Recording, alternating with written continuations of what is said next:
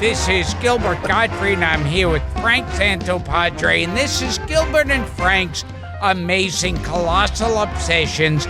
Once again at Nutmeg with our engineer, Frank Verderosa, who lost 3 of us. Fake news. Aren't you going to introduce the other important cog in this machine? Over here. Yes, he's the clog. The cog, I said, not clog. He's the cock. Paul Raber. Clog in the podcast train. I like that's my autobiography, The Clog in the Machine. This is something silly. We don't have any housekeeping to do because we just did it all. But this is, I thought we would knock out, because Mario was here for the Christmas episode, which posts on Christmas Day. I thought we would knock out a quick mini episode with a Christmas theme. And try to bring up some oddball Christmas movies. Paul has his trusty research machine. I'm already looking at one that does not ring a bell. I'm not going to go in any kind of chronological order. I just found these. I Googled oddball Christmas movies of the 40s, 50s, and 60s, and these are some of the things I found. I'm going to start with this one from 1950. And I say I'm jumping around. You are not familiar with a Christmas movie called The Great Rupert? No. It is not about our wonderful podcast guest, Rupert Holmes. It is a comedy family film produced by George Pal. Wow. Of all people. You love George Pal. Yeah. You love Seven Faces. Of Dr. Lau with Tony Randall. Now, I found this, and I loved it. I can already hear Richard Kind screaming at his device, The Great Rupert! He loves these kind of movies. He loves the one Once Upon a Time with Cary Grant and the Dancing Caterpillar. Oh. Listen to this plot. The story revolves around a little animated squirrel who, with lots of charm, helps 2 economically distressed families overcome their obstacles at the holiday. I'm lost. Do you know this? No. With Jimmy Durante. Wow. Yeah.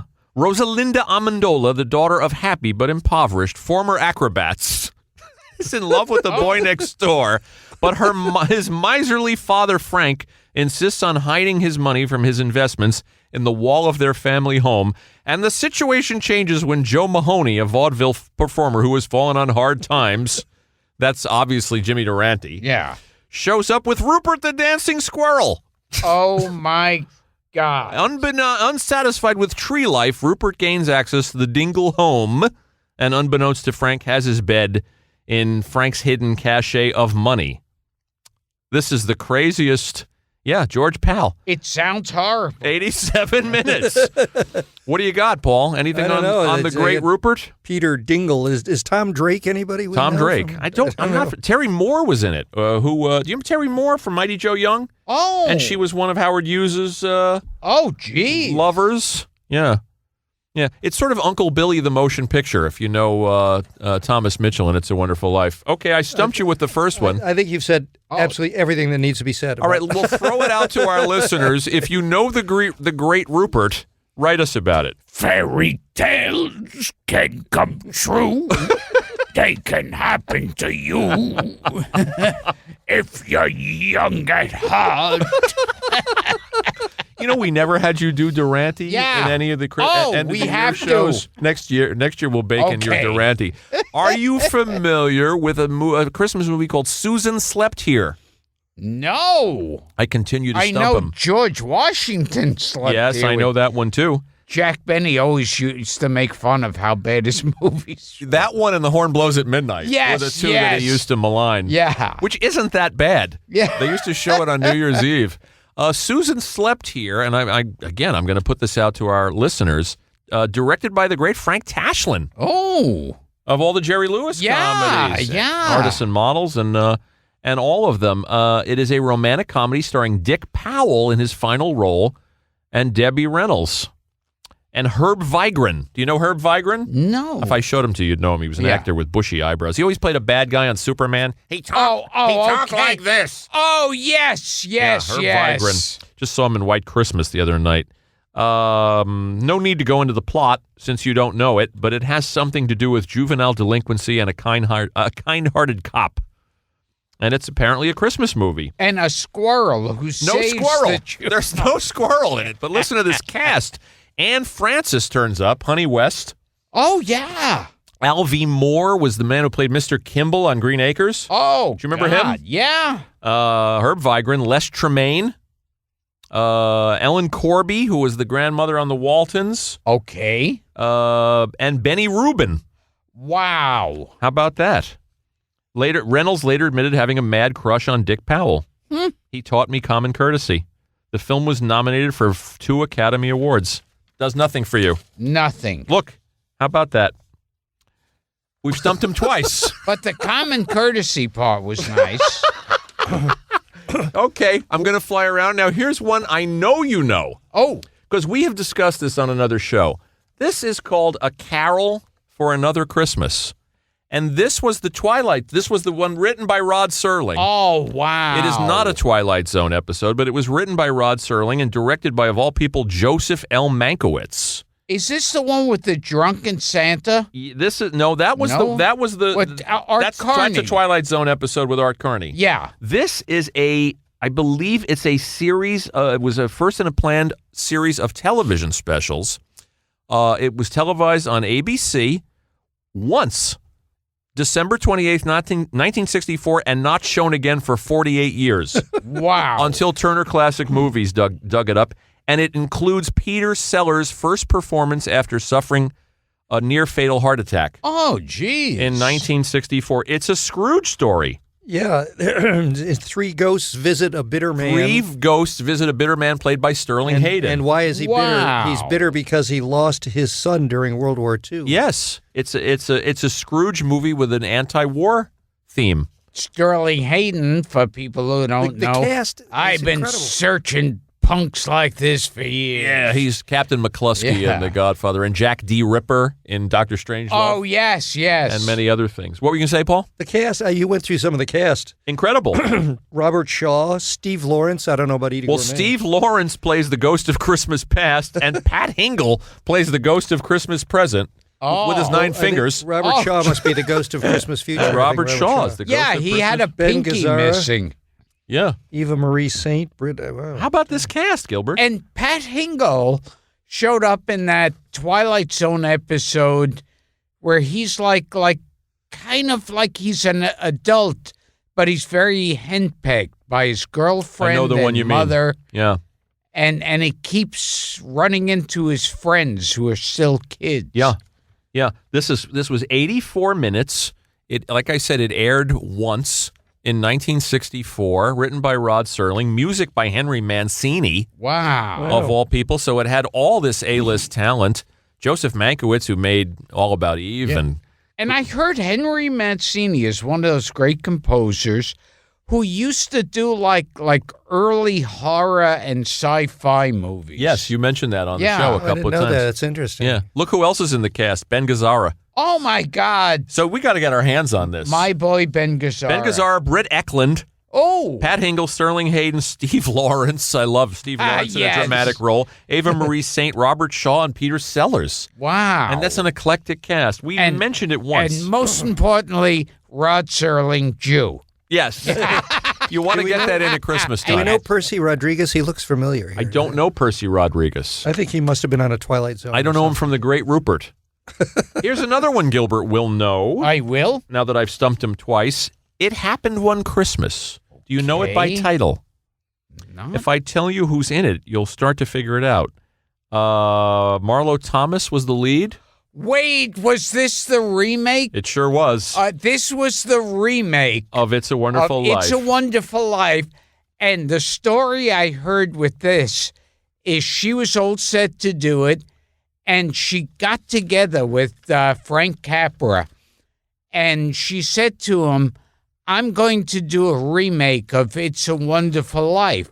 Do you have any advice for me? And Frank Capra's advice was, don't do it. Well, interesting you say that, because it says after its initial airing, 40 years ago this week, by the way, 1977, it premiered December 11th. Yeah. 1977. So it's 40 years old this week. After its initial airing in a New York Times follow-up article, it was revealed that Frank Capra himself, the director of It's a Wonderful Life, had denounced the remake as plagiaristic. Oh. Yes. Did you mention Orson Welles? Orson Welles was yeah, Mr. he Potter. was, yeah.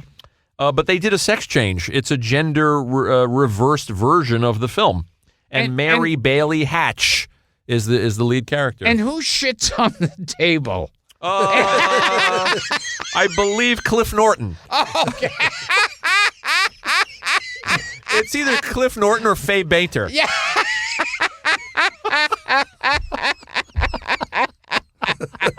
I don't know where that came from.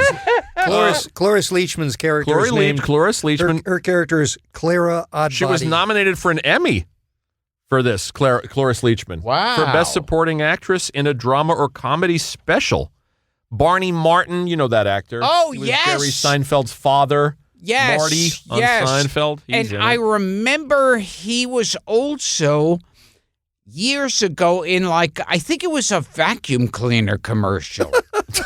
We're getting he was obscure. Yes. Have we done an episode on vacuum cleaner commercials? We'll do an all Barney Martin episode. And Richard Dysart is in it. Oh, Richard my Dysart God. Oh, from 20,000 with No, Leagues. that's yes. Richard Basart. We've been through this. It's not the Belasco Theater. It's the Belasco Theater. And it wasn't Honey, Honey, Be My Baby. Just say knock, knock, knock. I'm getting an embolism. Richard Basart was the actor on Voyage to the Bottom of the That's what Sea. I meant. Yes. Richard Dysart was a totally different dude who's in being there. Well, who let both those guys become... Yeah. Also in the cast, Paul's hysterical. Also in the cast, Wayne Rogers from MASH and Christopher Guest as Harry Bailey. I'm going to assume a very young Christopher Guest. It was broadcast at a time when It's a Wonderful Life rarely aired on television, and as a result, many viewers were unfamiliar with its source material, which is a shame. When the original 46 film returned to the airwaves, the remake slipped into obscurity. Yeah. There you go. And we have talked about it. It's funny because It's a Wonderful Life seemed to be on every single Christmas I can remember. Yeah, and now it's on, now NBC has their clutches on it, Yeah. and they show it on New Year's Eve. But I'm not even sure you can find this anymore. Perhaps it's on YouTube. Yeah. We'll put that out to our fans. So you did know that one. Yes. You were vaguely familiar with A Carol for Yes. Another Christmas with Ben Gazzara. And that Rod Serling's a Jew. And that Rod Serling is a Jew. Yes. The Great Rupert from Jimmy Durante and Yes. George Pal means nothing to you. Susan Slept Here means nothing to you. What about this one? Oh, This was briefly mentioned when we had our pal Frank Conniff here. this sounds familiar. Now, this Yeah. one ties into a podcast guest, The Christmas That Almost Wasn't. Does this mean anything? The title sounds It's familiar. Italian. It's an Italian American film. It's one of those Clint Eastwood films? No, it's not a spaghetti western. It starred Rossano Brazzi and Paul Tripp. Paul Tripp was a local kiddie show host of a show called Birthday House. Ah. Okay, this doesn't mean anything to you. What was it directed by the guy who did Zombie? Yes, the same guy. It was directed actually by Rossano Brazzi himself. Wow. And written by Paul Piccolo. The Italian title is Il Natale Cequanovu. Does that mean anything? No. Which means... No, the title almost meant something to me. Okay. Misha Auer is in it. Oh. And look who plays Mr. Prim, Sonny Fox. Oh, wow. How about that? See, that's why I brought it up. So it's not 100% fucking Guinea production. No. There's one Jew two, turns yeah. up. Which was the original title. One Jew turns up. This show does a lot for diversity, don't It you really think? does. Yeah, we're going to do our 200th show from the UN. The classic Christmas movie. It's about the One Jew shows up. I got the wrong address. Yeah, that's hilarious. Who plays the one Jew? Is it you? I guess Phil Leeds. We lost Phil. It's about the cancellation of Christmas. An evil man, Phineas T. Prune, Phineas T. is apparently Santa owes Phineas T. Prune money, owes him rent on the North Pole, and he forecloses, and Santa has to get a job at a department store. Or who was the one So there you go. in I'm West not making Side these up. Story?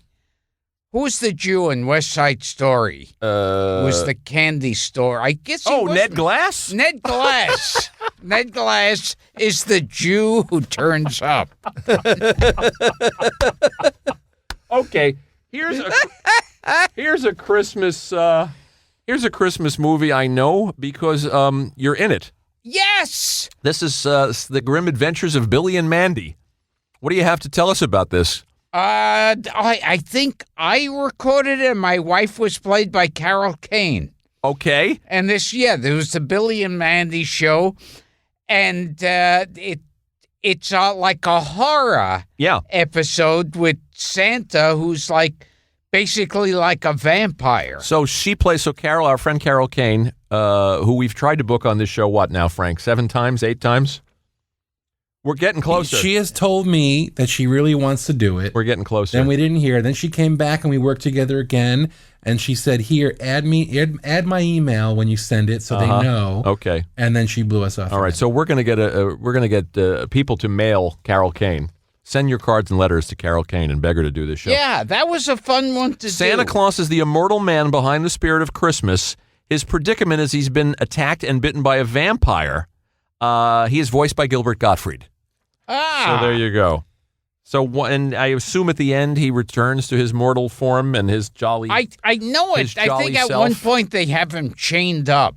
And then, of course, there was Buddy the Elf, My Two Christmas. That's right. Billy and Mandy and Buddy the Elf. Okay. Hey, is what happened with Carol Kane the same as when you meet a girl and she gives you the wrong phone number? I think so. Oh, yeah. I think so. That's 1-800.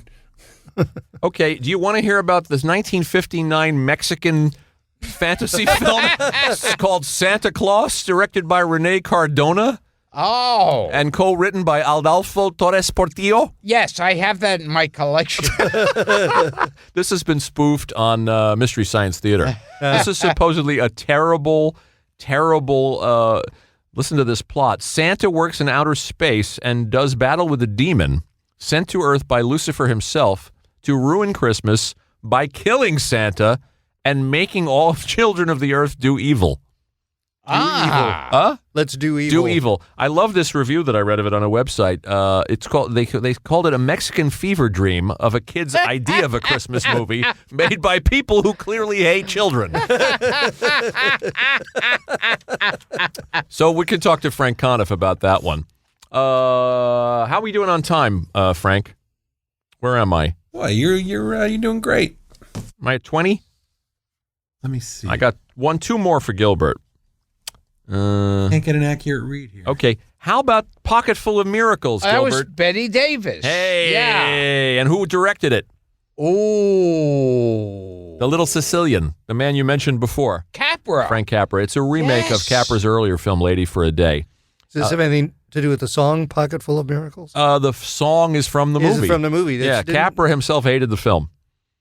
And didn't Sinatra have a hit with that song? It must have been later. Pocket Full of Miracles. Maybe I'm not sure about that. Well, Sinatra had a hit with Hole in the Head, with High Hopes, rather, which was from the movie Hole in the Head, right, which he also made with Capra. This is Capra's last film.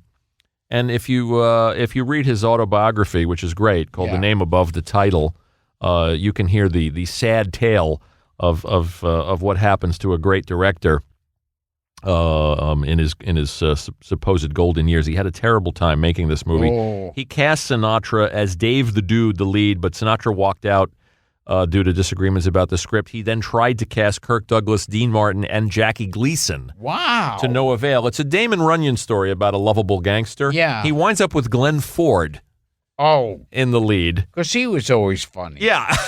and a charismatic lead. But it has a great cast. Mike Mazurki turns up. Wow. Barton McLean. Yeah. Sheldon Leonard. Okay, Barton McLean, friendly witness. Well, he was more than just a friendly witness. He was. He was turning people in He was left a red and hunter. right. Yeah. And hated the Jews. Yes. Yeah. You want to get that in. Yes. Peter Falk's in it. He's very good in it. Edward Everett Horton.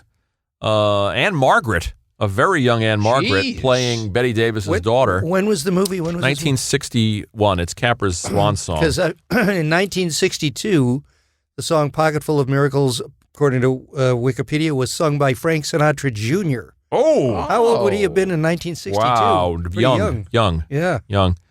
Jerome Cowan, better known as, I think, the prosecuting attorney in Miracle on 34th Street. Arthur O'Connell, you know that actor, Gilbert? Arthur O'Connell is one of those actors who, you know how there's those actors like Gig Young and Richard Long? Oh, that you mistake for someone else? Arthur O'Connell always looked like Frank Ferguson. Frank Ferguson. and a little bit like Jack Albertson. Oh, yes. Yeah. Who did Gig Young look like? He looked like this actor, Richard Long. Oh, yes. Who died young from Nanny and the Professor. Yeah, he and he died was young. in that Twilight Zone That's right. episode. Correct. And when I watched that Twilight Zone episode where he's like a mad doctor, I always wonder if that's where Michael Myers was watching that and got like the Dr. Evil, because interesting. Richard Long is holding his pinky to his mouth. How interesting. he's I always heard talking. it was a Lorne Michaels impression, Dr. Evil. Yeah, no, it was I think the definitely voice was. Lorne Yeah. Michaels, the Yeah. voice. But the pinky to the mouth, All right. you see Richard Long doing. Well, look that up. What was the Twilight Zone episode? He was a mad doctor, you said? Or Richard what? Long. Yeah, you look it up. Look it up. We got about 2 minutes left. I'm going to knock these two out. One of them involves a Gilbert Gottfried podcast guest. These are two horror Christmas movies or Christmas horror movies. Elves. Are you familiar with a movie called Elves? Oh, vaguely. I'll bet our yes. buddy McPadden would know this one. In fact, the two people who had similar voices, Lorne Michaels and Norman Mailer, both had those type of talking. You know, like that. Interesting. Yeah. Yeah. You almost sounded like Jack Hawkins there. You Yeah. almost sounded like Oh, a brick. yes. It was falling into an Alfred Hitchcock. A little bit. too. Yeah. Your Hitchcock story, by the way, of Pat McCormick. That was the highlight of the Billy Saluga episode. Okay, quickly. Elves, I'll give you the plot. A Nazi doctor obsessed with eugenics. It's like the Christmas version of Boys from Brazil. Decides to create a hybrid race of elves who terrorize a small town during Christmas, and the only one who can save the day is Mike McGavin, a renegade Santa Claus played by TV's Grizzly Adams. Oh, Dan my Haggerty. God. So you got to rent that. Wow. I have to own that But one. this one takes the cake, and then we'll go out on this. The Ginger Dead Man. Are you, are you familiar with the Ginger Dead Man? No. Nope. Okay. Gary Busey, as a former podcast guest, Gary Busey, as a convicted killer named Millard Findelmeyer. It's hard to believe him as a crazy person. Yeah. Listen to this. He's sent to the electric chair only to return as a gingerbread man cookie. Oh, my God. With a vengeance.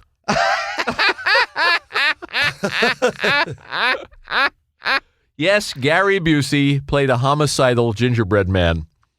So there you So go. there you go. So the Twilight happy Zone- holidays. Twilight Zone episode is called Person or Persons Unknown. Oh, yeah. David Gurney wakes up to another ordinary day, except today nobody knows who he is. There you no, go. I That's don't the way- think but he- so. But he looks like Gig Young. Yeah, he does look like Gig Young. Gig Young might, but He could have looked like multiple people. no, there was one like pick one, like something like pick one your size or number two looks like you or I something. think that's the title. Yeah. Number 2 looks like you. Yeah. He must have been more than one, though. But Yeah. he sure looks like Gig Young. I'm running out of time, Rayburn. I got to go. Wait a minute, we got to find this other Twilight Zone I got to episode. sign off. So, while we're rapping, maybe he'll rap slowly. Yeah. Really slowly, and you could look it up. yeah. I'm working on it. I'll talk for the next 10 years. I don't think I want to hear Gilbert rap at all. He doesn't want to hear Gilbert rap. That's it for Gil. I stumped you. Number 12 Yeah, looks oh. just like you. Number 12 looks just That's like it. you. That's Number it. 12, That's okay. it. That's That's it. it. Okay, that's Yeah. the one. By the way, I stumped you was also the catchphrase for who was it? Toady Fields. Now, Never mind. Is Gig Young the doctor in that? Not Gig Young. Richard Long the doctor. Oh my God. Richard Long is in this one, Yeah, too. okay. Yes, that's right. Richard All Long. right. Richard Long came to an early end, and Gig Young came to a bad end. Oh, Merry yeah. Christmas.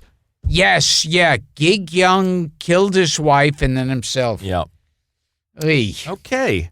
Okay, well, that gets... Happy holidays. Just like a Perry Como These special. shows are so tightly scripted. Do you think people appreciate how much work goes into fine-tuning? Every word is considered. Oh, my God.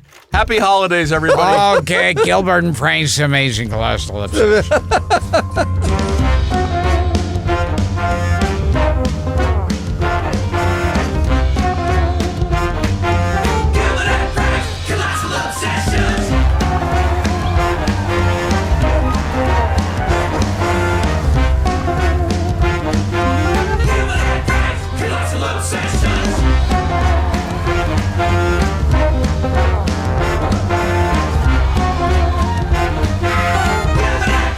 Colossal Obsessions.